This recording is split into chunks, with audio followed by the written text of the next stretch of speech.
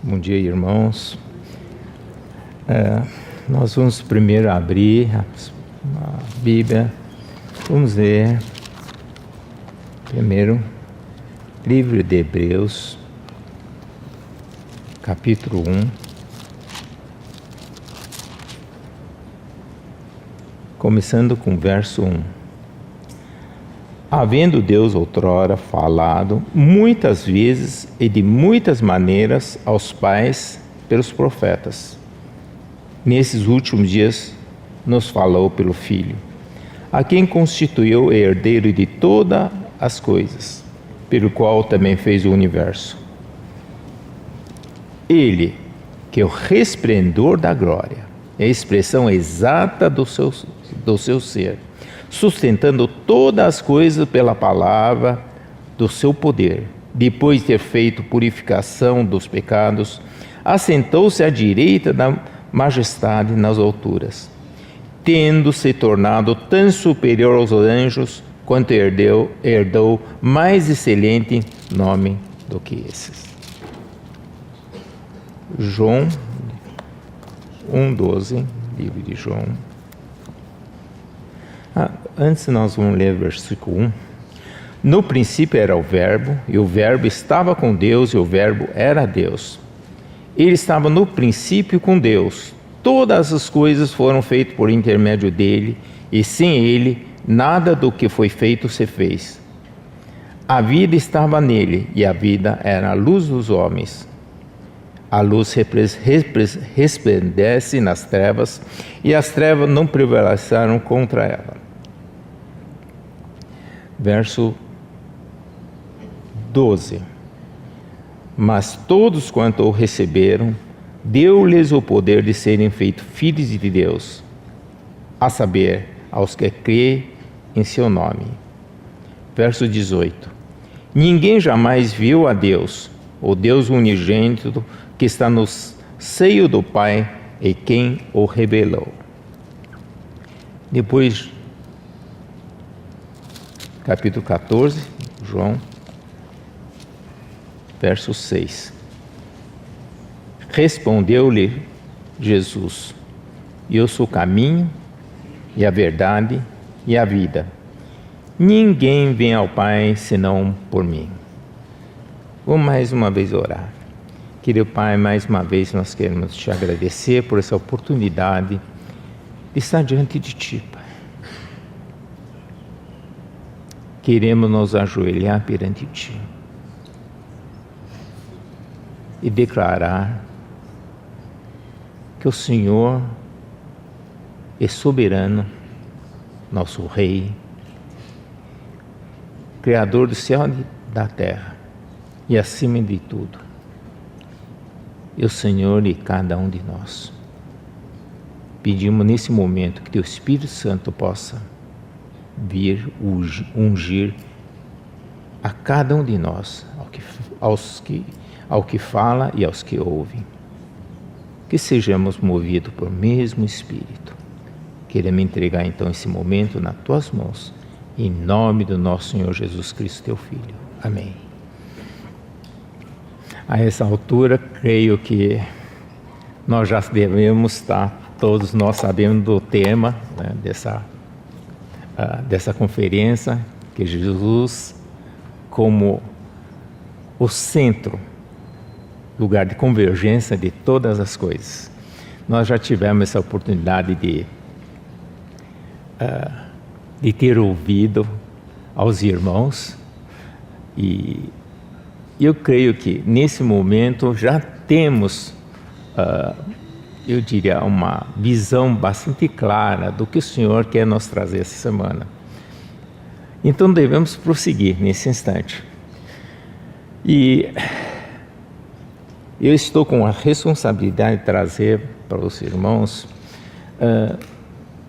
o aspecto de que Jesus é a soma, a essência, aquilo que converge nele todas as coisas espirituais. Então é esse assunto que nós vamos tentar trazer. E o trecho que nós acabamos de ler é um trecho que já lemos aqui várias vezes, né? havendo Deus outrora falado de muitas maneiras, né, aos pais, pelos profetas, e hoje nos fala por meio do seu Filho. Então, o que Deus tem falado durante todo esse tempo? Pelos pais, aos pais, pelos profetas. Eu quero fazer uma menção aqui, né? Pessoal, por favor, eu não estou fazendo propaganda dos livros, mas tem uma série de livros lá na estante. No dia que cheguei, falei, olha aqui, estão aqui esses livros, havendo Deus falado. É uma série de livros que fala do Velho Testamento. Deus falou desse Gênesis. Gênesis, nós sabemos, fala da criação, fala da vontade de Deus. No Levítico fala do caminho de Deus. Em Números fala do andar de Deus. Em Deuteronômio fala da palavra de Deus. Em Josué fala como o povo judeu possui a terra. E depois em Juízes, como nós devemos possuir, né, tomar possessão dessa terra. Depois a gente chega lá no Ruth e a gente vê a graça, né, como o Senhor restaura a herança. E depois 1 Samuel, nós vemos então que o Senhor levanta o seu vaso.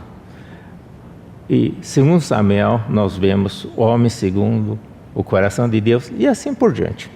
Posso terminar de descrever temas que o Senhor falou em cada um dos livros do Velho Testamento. E ao lermos o Velho Testamento, a primeira impressão que nós temos, que o Senhor está, parece que relatando algumas histórias, e depois vem os livros poéticos, depois vem as profecias. Você fala, o que realmente todos esses livros, os 39 livros, falam? Muitas histórias. O que Deus tem falado? Ele tem falado no Velho Testamento a figura do nosso Senhor Jesus. Você sabe, no Velho Testamento foi assim. Ele só tem nos falado da pessoa do Senhor Jesus. Bom, outra série de livros que também está lá, disse vendo Cristo no Novo Testamento. Nós vimos Cristo no livro de Mateus como nosso rei, no livro de Marcos como servo de Deus, no livro de Lucas como filho do homem, no livro de João como filho de Deus. No livro de Atos nós vemos nosso Senhor Jesus no corpo. Em Romanos nós vemos nosso Senhor Jesus nos Evangelhos. No 1 Coríntios nós vemos nosso Senhor através de problemas. E no 2 Coríntios, nosso Senhor na espiritualidade. No livro de Gálatas, nós vemos nosso Senhor no meio dos erros. E no livro de Efésios, nós vimos nosso Senhor na igreja. No livro de Filipenses, nós vemos o Senhor nas suas experiências espirituais. E no livro de Colossenses, o nosso Senhor Jesus na plenitude. E no livro de 1 Tessalonicenses, nós vemos nosso Senhor Jesus na parousia. E no livro de 2 Tessalonicenses, nós vimos nosso Senhor Jesus no dia do Senhor. Na 1 Timóteo, nós vimos nosso Senhor Jesus na ordem da igreja. E no 2 Timóteo nós vimos o Senhor na crise da sua casa. E no livro de Titus nós vimos nosso Senhor na disciplina. E no livro de Filemão nós vimos o Senhor Jesus no seu maravilhoso amor. E depois no livro de Filemão nós vimos, no livro de Hebreus nós vemos nosso apóstolo e sumo sacerdote. No livro de Tiago nós vimos nosso Senhor Jesus na fé viva. E depois nós vimos na 1 Pedro o nosso Senhor Jesus como pastor das nossas almas. E na 2 Pedro, nosso Senhor Jesus no reino eterno. Na 1 João, nós vimos o nosso Senhor Jesus na comunhão cristã. E na 2 João, comunhão em amor e verdade. No livro de 3 João, nós vimos nosso Senhor Jesus na hospitalidade. E no livro de Judas, nós vimos nosso Senhor Jesus na apostasia. E finalmente, no livro de Apocalipse, nós vimos nosso Senhor Jesus como herdeiro de todas as coisas. Como nós podemos ver, o centro da palavra, de todos os livros, está o nosso Senhor Jesus. Nada que nós estudemos na Bíblia vai fugir da palavra do Senhor, da pessoa do Senhor Jesus, desculpe. A pessoa do Senhor Jesus é o centro de tudo que nós estudamos e meditamos. Essa é a razão porque nessa conferência, quando nós falamos que quando olhamos para o tema Jesus como centro da convergência de todas as coisas, vemos que todos os livros da Bíblia convergem a Ele. Nada que se fala, nada que estudamos foge da pessoa do Senhor Jesus.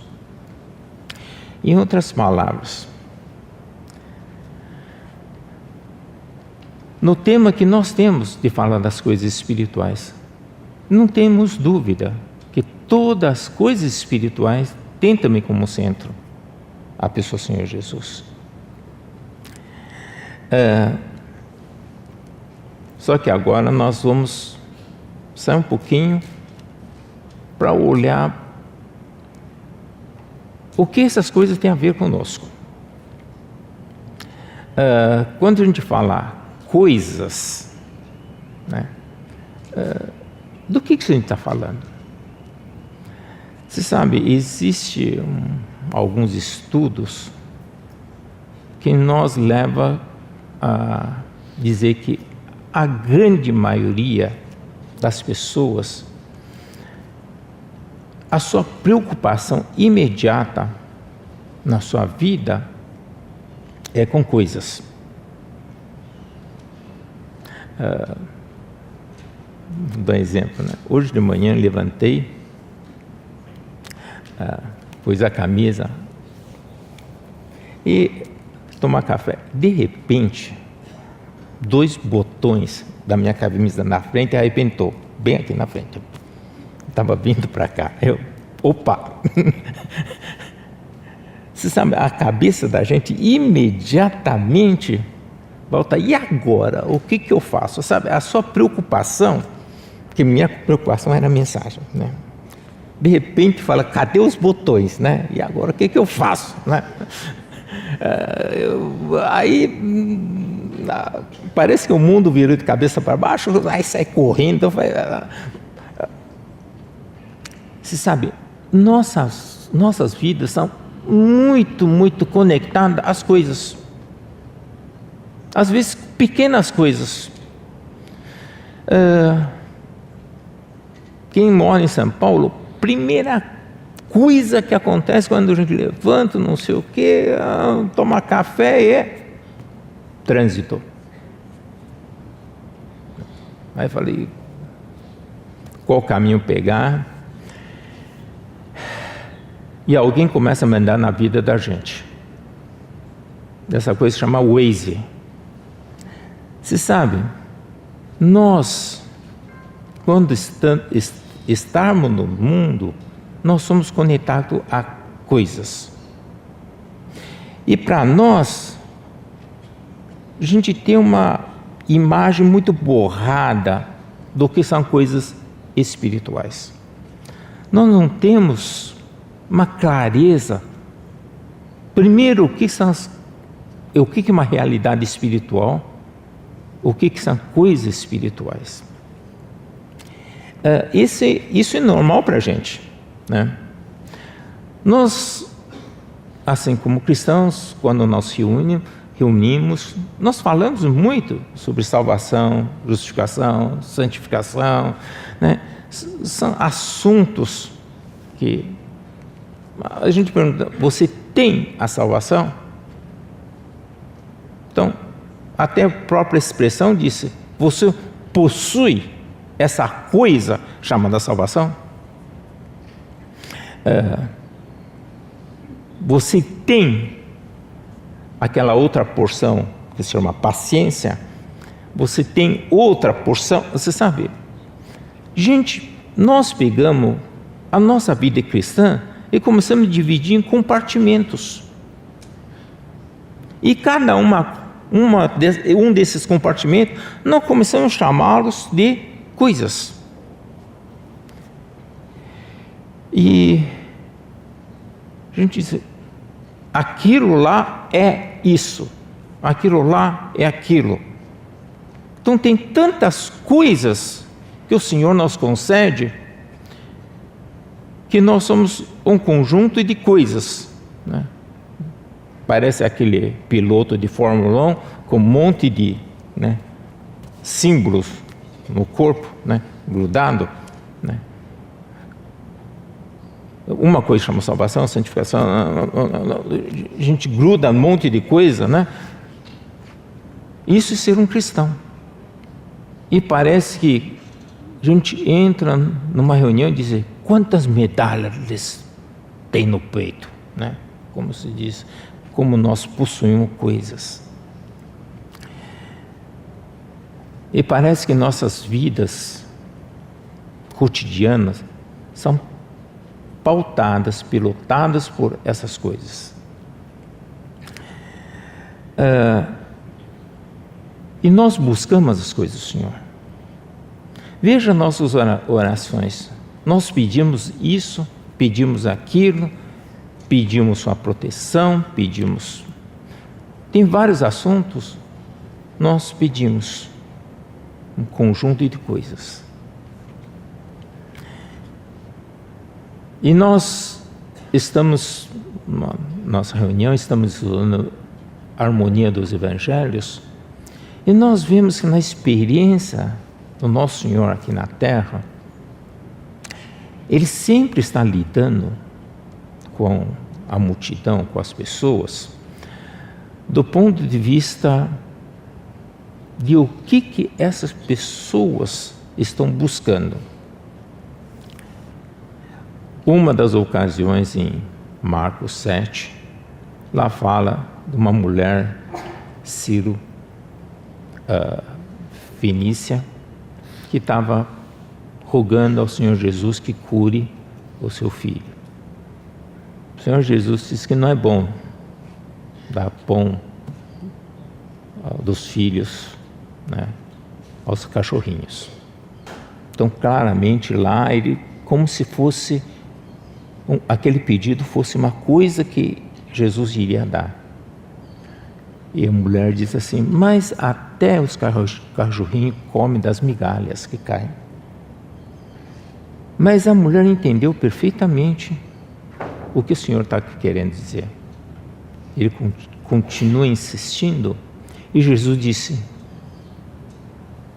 olha a fé dessa mulher.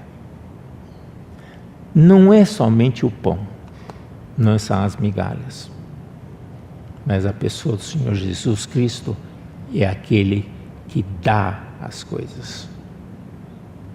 O discípulo não tinha entendido. Mas aquela mulher entendeu quem era a pessoa do Senhor Jesus. Por isso, muitas vezes, o Senhor se manifesta por meio das coisas que Ele nos dá. E dessa forma que o Senhor interage. Vocês devem recordar na conferência, para quem esteve na conferência passada, quando nós falamos sobre a adoração, que quando o Senhor falou com a mulher samaritana, o tema inicial era água. A mulher estava tirando a água e aí foi me engatando uma conversa em que ela desencadeou em adoração. Mas Jesus falou da água viva. A mulher disse: eu quero essa água. Porque a água que eu lhe der é uma água eterna, que jorra para a vida eterna. Ela disse: eu quero essa água. Em vários sentidos. Ela tem que labutar para obter a água de cada dia. Ela sabe que uma necessidade física, o que significa? Mas Jesus de repente saiu do plano físico e pulou para um plano mais alto. Eu não estou falando só do plano físico, eu estou falando do plano espiritual. Engraçado que nós temos uma tendência a permanecer no plano físico, em todas as coisas. E nós temos dificuldade de olhar que atrás de todas as coisas físicas, o Senhor nos mostra que existe um plano espiritual. Então, assim como em Mateus 14, fala da multiplicação dos pães. Esse milagre de multiplicação dos pães é um registro interessante nos evangelhos. Muito dos sinais, nós vemos que o que está registrado nos evangelhos sinópticos e no livro de João, né, são diferentes. Mas na multiplicação dos pães, tanto está registrado no livro de Mateus, Marcos e Lucas, como também está registrado no livro de João. Só que João nos traz uma peculiaridade, né?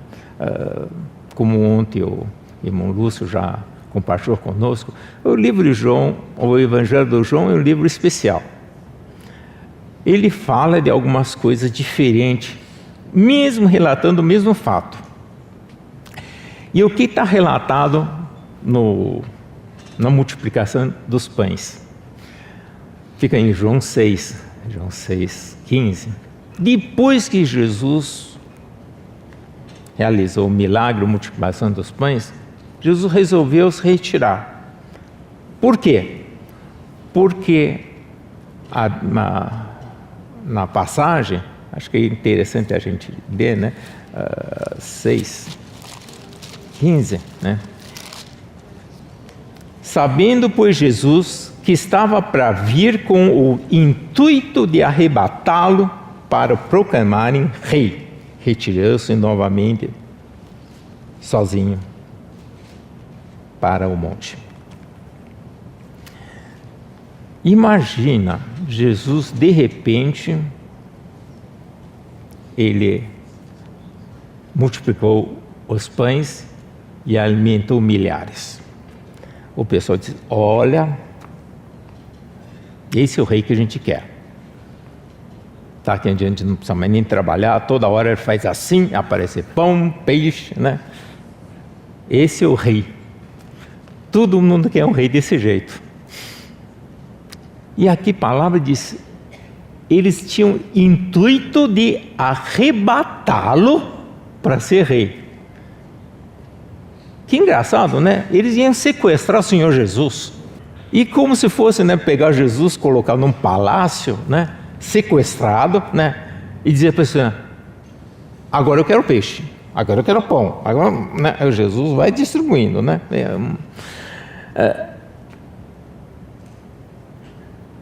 A gente dá risada, mas muitas vezes nós olhamos para Jesus do mesmo jeito, né? Só que, claro, a gente não consegue mais sequestrá-lo, mas ele está lá no céu, Jesus, agora sim, né? O apóstolo João fez questão de registrar esse fato de maneira especial, dizendo: nós, muitas vezes, depois que recebemos a graça do Senhor, muitas vezes a gente tem intenção de sequestrá-lo. Você sabe, é um sentimento meio diferente de nós sermos o Senhor do nosso Senhor. Muitas vezes nós vemos que é tão bom nós termos Cristo, porque Ele é provedor de todas as coisas. Seja essas coisas físicas, né, ou coisas espirituais. Ele pode nos dar amor, longanimidade, misericórdia, humildade. Cada uma dessas coisas Ele pode nos dar. Então, que tal a gente tomar posse dele, né? Ficar com Ele, Ele nos suprir de todas essas coisas. A cabeça nossa tem tem um conceito muito de utilitarista, né? De pensar, isso é muito útil para a gente.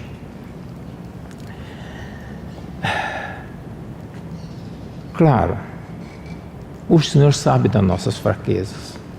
Por incrível que pareça, mesmo que às vezes a gente pense desse jeito, a gente pede para o Senhor em oração, Ele nos concede, mesmo a gente estando com o conceito errado. Por quê? Porque Ele é misericordioso. Ele sabe das nossas fraquezas. Mas essa não é a intenção dEle, de que nós tivéssemos um conceito desse tipo. Ele nos fala no Mateus 5, 6, 7, na Sermão da Montanha. Ele fala, o conceito não é bem esse. Se a gente for de novo ler o Sermão da Montanha, ele sempre está tentando mudar para o outro lado. Diz, olha o que vocês estão buscando. Vocês estão preocupados com isso dia a dia? O que havemos de comer, o que havemos de vestir? Vocês, se forem meus discípulos, não podem, não devem estar se preocupando com essas coisas. Olha os lírios do campo. Olha que coisa linda que está lá. Eles não precisaram se preocupar com isso.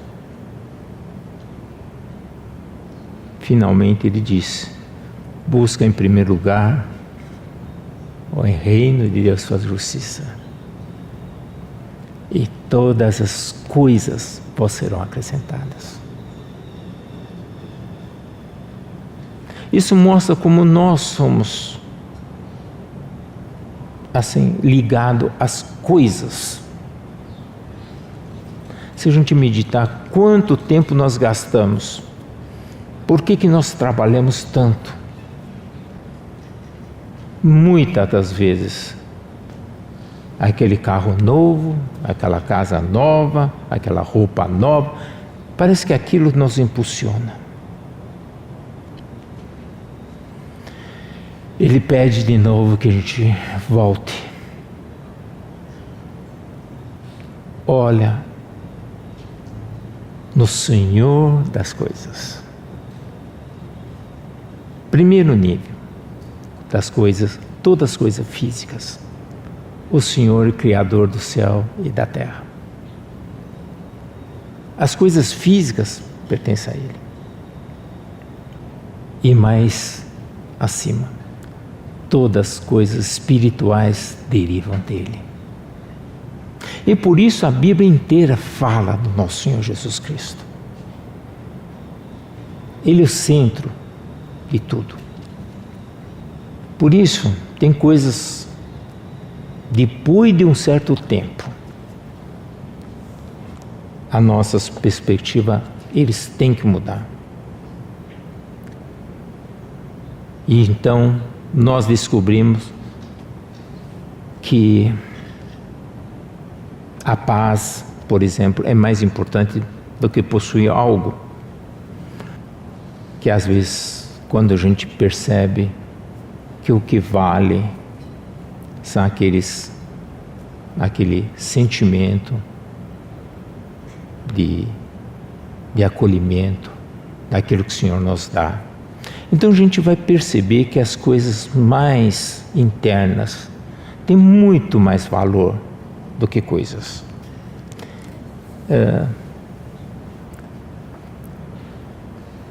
Outro dia estava lendo e vendo algumas coisas sobre algumas coisas que as pessoas não gostam muito de falar, né? Que é a morte, né? Disse como muda a perspectiva.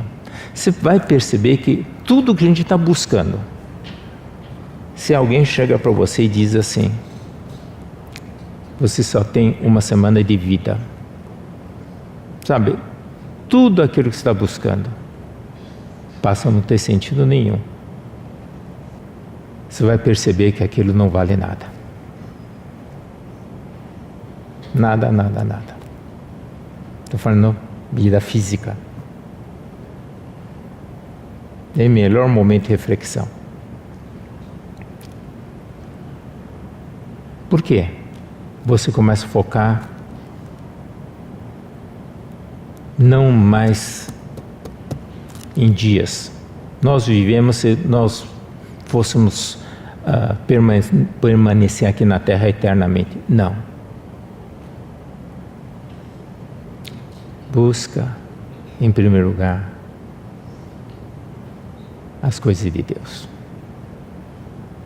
E o resto será vos dado. Por isso, com o pecado original, a grande, vamos dizer, a grande armadilha do diabo foi mudar o nosso olhar daquela coisa que são do alto para as coisas físicas. Esse mundo, por que está tão materialista? Porque sempre essa foi a intenção do inimigo. Se a gente examinar a tentação do diabo com o nosso Senhor Jesus, é essencialmente isso. Por que tem que transformar a pedra em pão? Pão, coisa física. E Jesus, nem só de pão o homem vai viver, mas de toda a palavra da boca do Senhor. Ou seja, o Senhor de novo volta ao original. O que vale são as coisas de cima. Ele quer dar toda a riqueza do mundo. De novo, é a mesma armadilha desse início. Nós temos também essa dificuldade como cristão. Depois de um certo tempo, a gente começa a amadurecer e a gente também percebe que não é a busca das coisas físicas, mas das coisas espirituais. Então a gente começa a buscar as coisas espirituais. Mas mesmo assim nós temos dificuldade de saber o que buscar. Porque as coisas espirituais são mais abstratas. Às vezes a gente viaja e faz viagens assim que a gente quer estudar as coisas do Senhor. E nós vimos em muitos lugares as tentativas de traduzir aquilo que é essa experiência espirituais em símbolos. Por quê? Os símbolos são menos físicos, mas os símbolos, eles são muito fortes. Aliás, o mundo também percebeu isso. Eu não sei quantos daqui trabalham com marketing, por exemplo. Antigamente, marketing era mostrar um produto que funciona, né? Que faz isso, faz aquilo. Mas hoje em dia, quem trabalha com essa área disse, é mais importante eu vender uma ideia do que vender produto. Vender uma marca. A gente usa marca, a gente não usa roupa, a gente usa marcas. Então,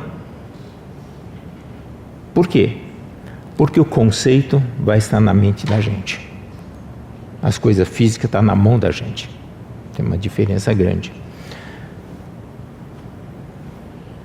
E quando a gente vive o cristianismo, muitas vezes a gente vive também com marcas. Quando marca, eu não estou dizendo que a gente tem um símbolo, um logo, coisa assim. Mas a gente vive muito de simbologias, né? De rituais, desse tipo de coisa. E às vezes é difícil nós separarmos aquilo que é símbolo e aquilo que é real. Por isso, sempre a gente tem que fazer reexame. Por que a gente tem esse ritual? Por que a gente usa esses símbolos? Onde está a realidade e onde estão os símbolos? Porque quando a gente começa a ter símbolo ficando muito forte, a gente esquece da realidade. Onde é que está a realidade? Sempre a gente tem que voltar e olhar para o Senhor Jesus.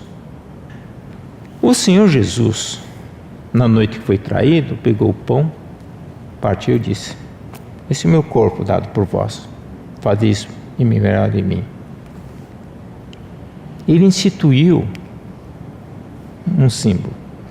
Mas aquele símbolo, ele quer retratar na pessoa dele. O foco é no Senhor Jesus, não no pão. Por aí a gente vai dizer, não, o pão tem que ser desse jeito, o pão tem que ser daquele jeito, tem que ser com fermento, sem fermento, sabe? O principal é naquele que partiu, não na coisa. O Senhor quer que a gente lembre dele. Ele tem como foco ao nos ensinar que eu sou doador de todas as coisas. Todas essas coisas convergem para mim. Eu estou tentando descrever a nossa natureza, a característica humana, e sempre voltar naquelas coisas que são mais palpáveis, mais caracterizáveis. E por quê? Porque parece-nos que isso está muito mais ligado ao nosso dia a dia. Eu tenho receio disso aqui. Eu fiquei meditando muito no que eu ia falar sobre isso, porque ele fala da nossa característica que não consegue discernir muito bem aquilo que é físico, a função daquilo e o significado daquilo. E o que é mundo físico e o que é mundo espiritual. Nós, na verdade, antes de mais nada, vivemos no mundo espiritual, depois no físico.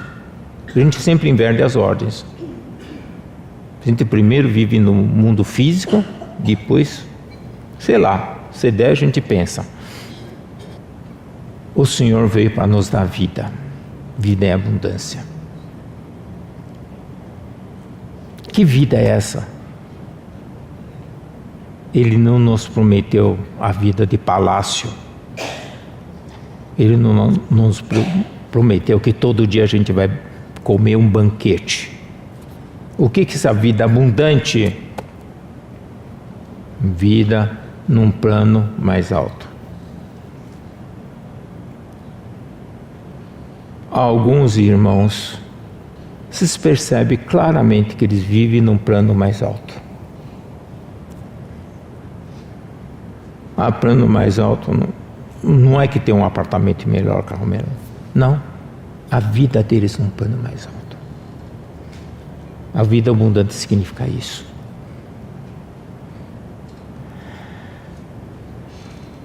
Então o Senhor é a soma de todas as coisas espirituais. E nós, durante essas sessões, nós vamos falar o que são essas coisas espirituais e o que ele significa para a nossa vida. Tá? Não queria deixar isso tão pesado, tão abstrato, mas estou com dificuldade de trazer alguns termos mais na terra. Por quê? Porque quando a gente fala das coisas espirituais, a gente fala das coisas abstratas mesmo, né? Não sei se devo contar isso ou não, mas é meio piada assim, né? Você sabe que em 1931 duas pessoas se encontraram, famosas, Charlie Chaplin e Einstein, né? Aí os dois conversaram, mas estou falando história real, hein? Uma conversa real entre eles. Aí o Einstein chegou para Charlie Chaplin e diz assim: eu admiro muito você, porque Charlie Chaplin ele é praticamente precursor de cinema, né? Cinema mudo, né? Ele disse: olha, eu admiro muito você, Charlie Chaplin, porque você consegue, sem falar uma palavra, e fazer o mundo inteiro te entender. Aí Charlie Chaplin olhou para Einstein: mas eu te admiro muito mais, porque o mundo inteiro te admira sem entender nada que você fala.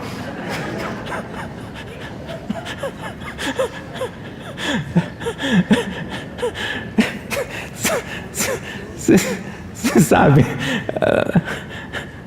todos nós sabemos, né, do Einstein, né? Mas pouca gente sabe falar sobre o que ele fala, né? Então, mas a gente concorda, né, que ele pensa no outro nível. Né? Então, é isso. Eu não estou querendo que todos nós conheçamos a lei da relatividade, né? Aqui. Mas você sabe, às vezes a gente não entende totalmente, mas às vezes não precisa, porque a gente sabe que é aquilo, porque o Senhor fala diretamente ao nosso espírito. Em Salmo 42, em um salmo muito conhecido, diz: como a corça suspira pelas águas, assim por ti, Senhor, suspira a minha alma. Lá fala do interior das pessoas, de suspirar por Deus, uma coisa interna, íntima. Como as corças suspiram pelas águas, assim a minha alma suspira por meu Deus. No verso 7, um abismo chama outro abismo ao fragor das tuas catadupas. todas as tuas ondas e vagas passaram sobre mim. Aqui fala de uma comunhão, de um abismo a outro abismo, uma comunhão profunda entre dois seres. Essa é a comunhão que nós temos com o nosso Senhor. Não é uma comunhão física, nem mental, mas muito mais profundo. É de um abismo a outro abismo. Não preciso de palavras para explicar. Mas eu entendo. Porque Ele me fala. As coisas espirituais não necessitam de uma tradução intermediária. Ela se comunica internamente. Às vezes, as pessoas que estão casadas há muito tempo, e eu estou nessa faixa, né? O marido e mulher, eles começam a se entender. Estou falando, começa a se entender, né? Eles, um olha para o outro, na verdade já sabe. O grande problema no casal mais idoso é quando fala. Porque quando um vai falar, o outro já sabe o que tem que falar, o que o outro vai falar. Ele fala, mas não precisa falar, né? Não precisa mesmo. Porque você já sabe. E quando fala, estraga, né? Não é, desculpe, né? Não é que estraga, né? Mas às vezes quando pega no pé, né? Às vezes, torneira meio aberta, você não precisa falar, o outro já sabe que você vai falar, fecha a torneira, né? Mas só olhar já serve, né?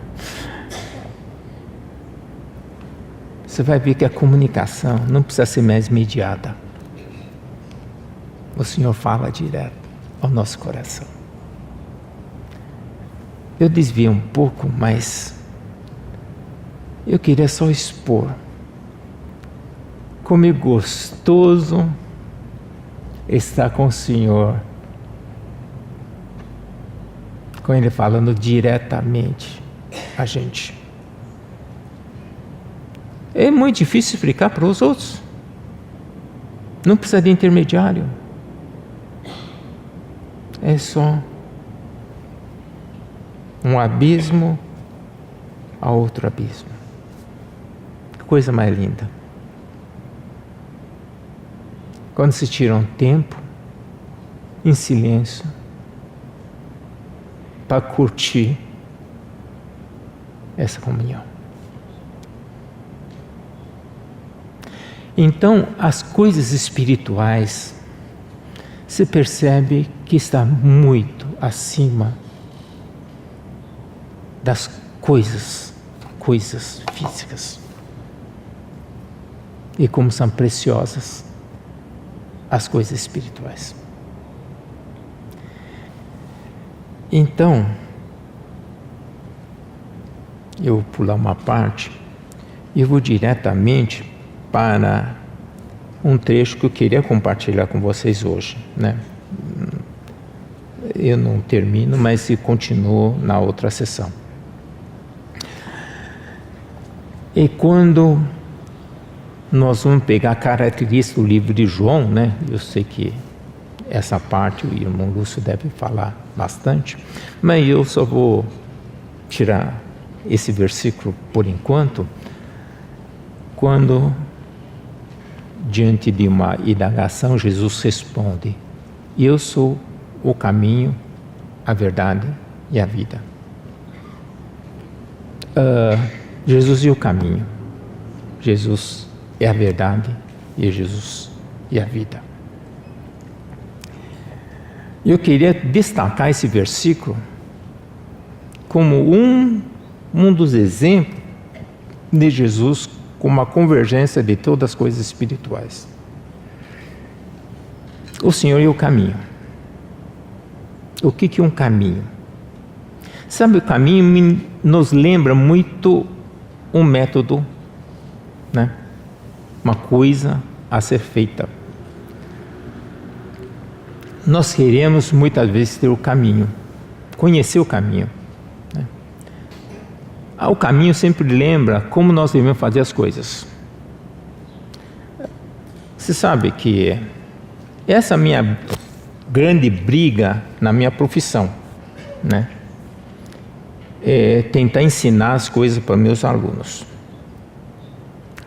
E não está muito fácil ensinar, né?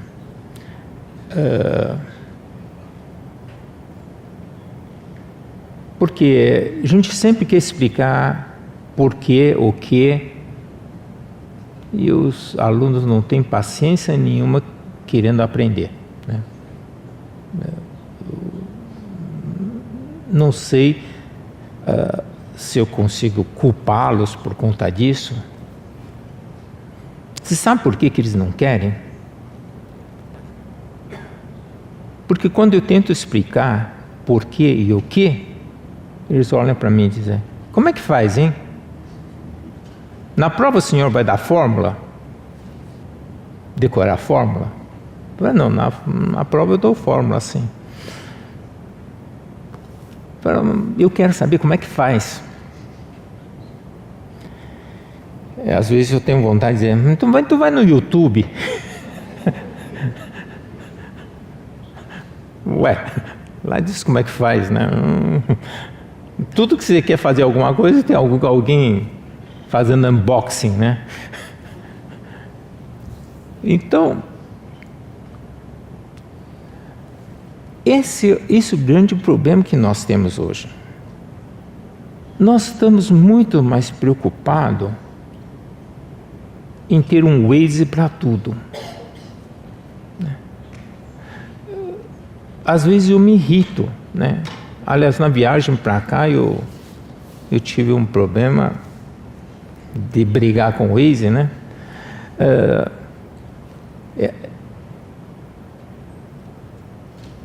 O Waze, ele é assim, né? Ele diz para você: se vira primeiro à direita, fica depois no meio, na pista do centro, depois vira à esquerda. Você sabe o que é? Você tem que confiar que ele vai te levar no lugar certo, porque você nem sabe como é que dá o próximo passo. Você dá um passo, ele depois próximo é assim, próximo. Tem gente que fica contente com isso. Eu gosto de pegar o Waze, principalmente no lugar. Eu queria saber qual o trajeto total que ele vai fazer, aonde vai chegar, qual o percurso antes de começar, né? Aí às vezes eu brigo com quem está do lado. Eu quero saber depois aonde que vai, né? Fica quieto, obedeça, né? Meio assim, né? Nós somos uma geração, principalmente mais nova. Eles querem confiar nos artefatos como método de levar de um lado para outro. Ele pega o Waze, diz assim: eu tenho o caminho. Se ele me dissesse o próximo passo, eu não preciso saber mais. O ponto que muitas vezes leva ao destino que a gente traçou, nós traçamos, mas às vezes a gente não entende. Nós queremos conhecer. Por que nós queremos conhecer uma fórmula? Por que nós queremos conhecer um método? Por quê? Porque nós podemos repetir a fórmula. A fórmula é para ser repetida. O método é para ser repetido. Por que nós queremos repetir? Porque com isso não precisamos mais nem pensar. Nós queremos tirar isso da frente. Nós não queremos mais depender. A fórmula vai me dizer o que eu tenho que fazer. Eu não preciso mais perguntar: o que devo fazer, Senhor? Já sei o que fazer. O Senhor já me deu a fórmula. É só repetir a fórmula. Eu passo a ser Senhor da fórmula. Por isso, o caminho não é método. Quando o Senhor disse isso, o caminho ele não é método. E nós gostamos daquela frase, que eu acho super legal, dizemos: queremos ir atrás da pegada do Cordeiro. Isso nós queremos. Tem que tomar um cuidado. A sua atenção está na pegada ou no Cordeiro? Muitas vezes nossa atenção está na pegada. Apenas. Esquecer do Cordeiro. Claro, as duas figuras estão juntas. Mas às vezes a gente só procura pegadas. Nós muitas vezes passamos de uma extremidade à outra. O Mateus 16 fala desse fato, né? Quando Jesus perguntou para os discípulos: quem dizeis que eu sou? E o Pedro diz: tu és Cristo, Filho de Deus vivo. Jesus o elogiou por ir saber quem é a pessoa do Senhor Jesus. Mas quando Jesus disse: eu vou ser entregue na mão dos escribas e fariseus, e eu vou morrer, ressuscitar, Pedro: não. Por quê? Veja, o Pedro sabia quem era o Senhor, queria o Senhor, mas não queria o caminho dele. O caminho dele é muito sofrido. Eu não vou nesse caminho, não. Veja, tem gente que só quer caminho. Tem gente que só quer Senhor sem o seu caminho. É inseparável. Porque o caminho do Senhor é o Senhor.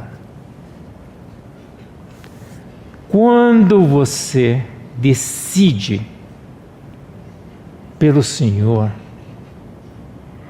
Ele é a convergência de todas as coisas. Isso implica o caminho. Mas você ou escolhe, inseparável. Ele é o caminho. Ele não te dá um caminho. A gente muitas vezes pede para o Senhor Senhor, me dá um caminho. Né?